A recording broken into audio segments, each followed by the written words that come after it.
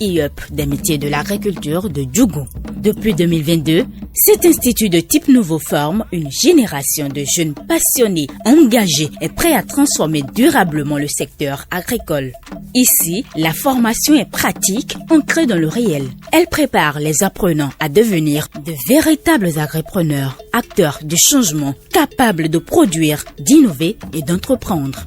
La formation au métier d'agripreneur s'articule autour de 3 blocs complémentaires. La formation est vraiment originale parce qu'elle se fait juste en 2 ans. Et les 2 ans sont répartis en 3 blocs. Dès que l'étudiant est recruté, il passe 3 mois dans une ferme selon donc son idée de projet. Il va dans une ferme pour apprendre, pour voir faire et pour améliorer son projet. Ensuite, il revient à l'institut pour faire 12 mois où s'alternent des cours théoriques, des cours pratiques et en même temps des activités pratiques à l'unité d'application et d'innovation que nous avons à Djougou.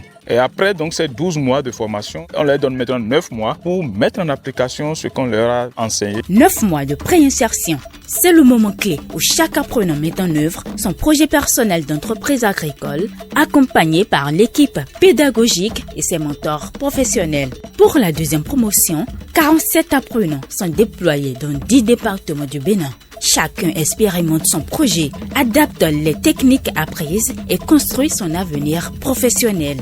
De Semepodi à Natchitengu, nos jeunes agripreneurs vivent une véritable immersion dans la réalité du métier entre défis, innovation et réussite. Suivons-les sur le terrain.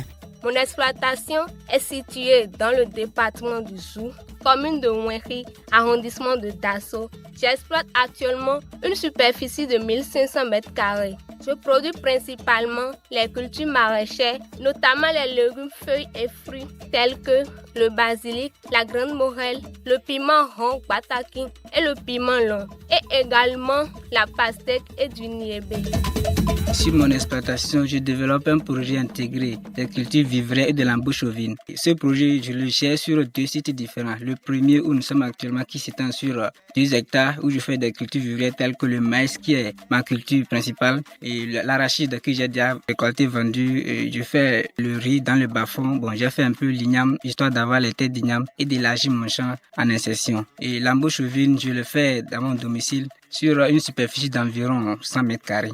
Les débuts ne sont pas sans difficulté. Manque de moyens, aléas climatiques, accès limité à l'eau ou au marché. Au début de ma phase de préinsertion, je suis confronté à un problème de manque de moyens de démarrage. J'ai dû d'abord aller chercher quelques sous pour pouvoir me lancer dans la production. Après avoir installé le maïs, le piment et la tomate, il y a aussi un autre problème, l'arrêt spontané de la pluie. Ça a affecté un peu mon maïs. J'ai dû chercher un autre moyen. D'abord, un système de paillage pour les plantules et aussi d'arroser chaque matin et soir grâce à une source d'eau qui se trouve à quelques mètres de mon exploitation. Étant donné que nous sommes en saison pluvieuse et que tout le monde produit, le prix des produits maraîchers est bas sur le marché, ce qui fait que nous n'arrivons pas à rentabiliser la production. Je n'avais pas les moyens pour commencer la phase de pré-insertion. J'ai acheté la semence de Goma et c'est des revenus de semence de Goma que j'ai acheté la laitue et c'est de ces revenus que j'ai acheté les intrants pour le piment long. Les réussites sont déjà visibles. Des récoltes, un cheptel en expansion, des productions commercialisées localement et surtout une confiance nouvelle dans leurs capacités. Ma plus grande réussite durant cette phase de préinsertion jusqu'à présent, c'est que malgré les difficultés, malgré la rareté des pluies, j'ai pu conduire mes premières cultures que j'avais mises en terre et dès le début de cette phase de préinsertion et jusqu'à la récolte. Et j'ai déjà même vendu l'arachide, j'ai vendu le maïs frais et ce qui m'a permis de lancer petitement l'autre branche de mon projet qui est l'embauche ovine et de réinvestir dans une nouvelle saison de culture de maïs. Ma plus grande réussite a été de réussir ma première campagne de production. J'ai fait la laitue, au début la grande morelle. Actuellement, j'ai le piment qui est en floraison et la laitue en pépinière. Je suis parti de 3 têtes de lapine et actuellement, sans aucune mortalité, j'ai dans mon cheptel 14 lapéos.